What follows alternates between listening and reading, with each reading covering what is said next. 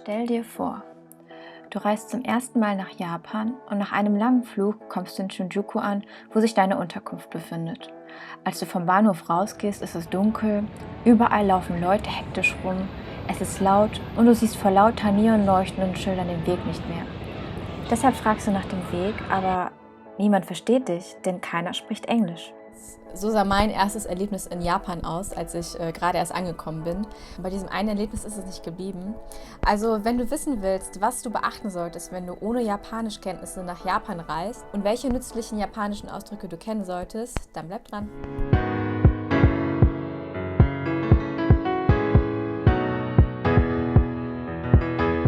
Konnichiwa! Ja, kann man Japan ohne Japanischkenntnisse bereisen? Können, also bestimmt. Man kann sich auch immer irgendwie mit Händen und Füßen verständigen. Ich muss aber tatsächlich sagen, dass ich erwartet hätte, dass da mehr Englisch gesprochen wird, vor allem in Tokio. Ich dachte halt, ja gut, Tokio, das ist die Hauptstadt Japans, da sind bestimmt viele Touristen und irgendwo finde ich bestimmt immer jemanden, der Englisch spricht.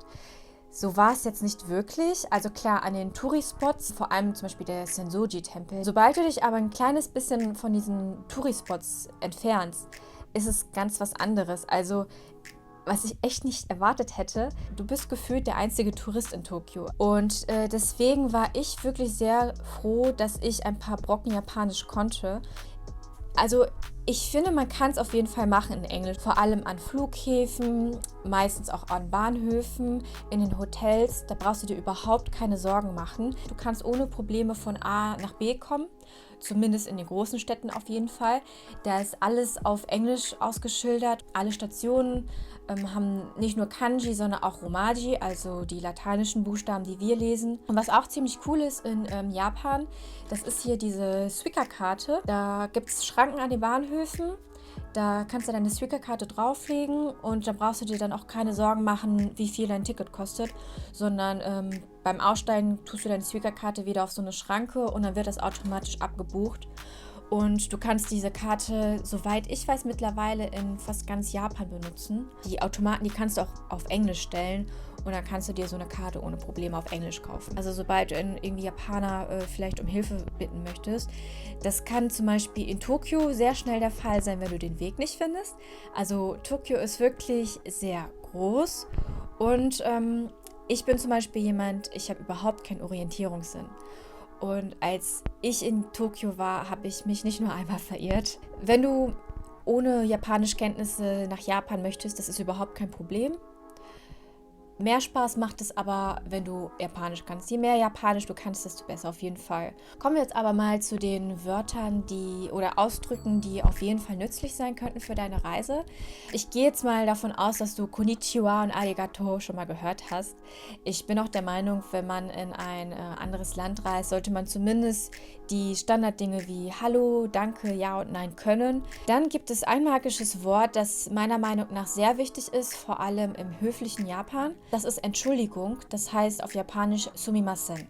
Also wenn du jemanden zum Beispiel aus Versehen schubst oder wenn du jemanden ansprechen möchtest oder deine Aufmerksamkeit auf dich ziehen willst, dann sagst du auch Sumimasen. Kommen wir jetzt zu meinem Lieblingssatz. Kore wa doko desu ka? Also ich habe nach dem Weg gefragt und habe gefragt, wo ist das? Kore heißt das, dies. Hast du also irgendetwas zum Vorzeigen? Dann kannst du sagen Kore wa doko desu ka und ihm die Karte zeigen oder den Punkt, den du erreichen möchtest. Hast du das nicht, kommt Kore weg, dann brauchst du das nicht. Stattdessen setzt du dann das ein, was du suchst. Also wenn du jetzt zum Beispiel zu deinem Hotel möchtest, sagen wir, das heißt Shinjuku Hotel, dann sagst du Shinjuku Hotel wa doko desu ka? Oder Tokyo Tower wa doko desu ka? Also immer das, was du sehen möchtest, kommt nach vorne, wa doko desu ka? Wenn du jetzt nach dem Weg gefragt hast, dann kriegst du wahrscheinlich auch eine Antwort auf Japanisch. Du musst auch nicht jedes einzelne Wort verstehen. Das Wichtigste ist, dass du die Schlüsselwörter erkennst. Also das, was dir irgendwie bei deinem Weg weiterhilft. Deswegen habe ich dir hier mal ein paar Wörter zusammengestellt, die du wahrscheinlich hören wirst. Klar, wenn man erstmal nach dem Weg fragt, dann braucht man die Wörter links, rechts und geradeaus. Das heißt im Japanischen Hidari, Migi und Masugu. Wenn du jetzt nach bestimmten Orten fragst, dann ist es natürlich auch gut zu wissen, wie das auf Japanisch heißt. In Japan gibt es 2 Hauptreligionen. Das ist einmal der Shintoismus und einmal der Buddhismus. Zu dem Shintoismus gehört der Schrein, das ist auf Japanisch Jinja. Und die erkennst du immer an diesen roten Toren, die heißen Tori. Das siehst du hier auf dem Bild. Und zu dem Buddhismus gehören die Tempel, heißt auf Japanisch Otera. Da muss man zwischen unterscheiden. Was du wahrscheinlich oft benutzen wirst, ist Eki. Das Wort für Bahnhof. Also wenn du zum Beispiel fragen willst, wo ein Bahnhof ist, weil du dich verirrt hast und gerne mit der Bahn weiterfahren willst, dann kannst du sagen, Eki wa doko desu ka? Also ich möchte dir gerne diese japanischen Ausdrücke ans Herz legen. Je mehr Japanisch du kannst, desto besser. Klar, du kannst auch ohne Japanisch reisen, wenn du halt mit Englisch kommst. Die wollen dir zwar helfen, da gibt es aber dann diese Sprachbarriere. Und oft sagen die dann einfach, sorry, ich kann kein Englisch. Wenn du jetzt aber auf Japanisch fragst, sind die sofort ganz anders. Ein weiterer Ausdruck, der ganz gut ist, gibt es das? Also du fragst nach einem bestimmten Gegenstand und fragst, ob es das gibt. Das heißt, wir haben wieder das gleiche wie bei Doko desu ka. Vorne setzt du immer das ein, was du brauchst, und dann brauchen wir ga arimasu ka. Das heißt, gibt es. Jetzt würde es mich nicht wundern, wenn du fragst, ja gut, ich kann fragen, gibt es, aber woher soll ich denn wissen, wie das, was ich suche, denn auf Japanisch heißt? Da habe ich dann eine sehr gute Nachricht für dich. Und zwar ist es so, im Japanischen gibt es sehr, sehr viele Wörter, die aus dem Englischen genommen wurden. Hier siehst du mal, was ich damit meine, dass sehr viele Wörter aus dem Englischen ins Japanische übernommen wurden. Wenn du dich jetzt wunderst, warum da nicht Lemon, sondern Remon steht. Im Japanischen ist es so, dass das R quasi wie das L ausgesprochen wird. Also man hört da nicht wirklich einen Unterschied. Deswegen wird das Lemon ausgesprochen. Es gibt auch sehr viele Süßspeisen, die aus dem Englischen übernommen wurden. Das ist Eiscreme, Cookie und Chocolatto. Auch bei Getränken kannst du Englisch benutzen. Bei Saft, was Juice heißt, kannst du dann immer die entsprechende Frucht davor einsetzen. Kommt natürlich immer darauf an, ob die Frucht dann auch die englische Entsprechung hat im Japanischen. Bei Orangen ist es so, dann heißt es Orange Juice. Und auch Kaffee ist fast so wie im Englischen. Klar, es ist nicht Coffee, sondern Kohi. Aber selbst wenn du Coffee sagst, denke ich mal, dass die da auf jeden Fall verstehen werden, was du meinst. Und noch eine gute Nachricht, auch das Besteck hat die englische Entsprechung im Japanischen. Klar, die Japaner benutzen hauptsächlich Stäbchen und unser Besteck kam ja später dazu. Deswegen hast du ganz einfach Forke, Knife und Spoon. Selbst Glas gibt es, also da solltest du gar keine Probleme haben, wenn du das irgendwie im Restaurant mal brauchen solltest und nach dem Besteck fragen willst, dann nimm einfach die englische Bezeichnung. Ich würde dir auch vorschlagen, wirklich, versuch's einfach. Wenn du da etwas suchst, dann sagst du einfach das englische Wort ga arimasu ka. Kann natürlich sein, dass es in dem Fall dann nicht auf Englisch ist, und es kann natürlich sein, dass der Japaner so viel Englisch spricht, dass er das Wort zumindest versteht. Das ist ein wirklich sehr nützlicher Satz, der in vielen Situationen hilfreich ist. Kommen wir zum letzten Satz, wie man auf Japanisch fragt, ob jemand ein Bild machen kann von dir.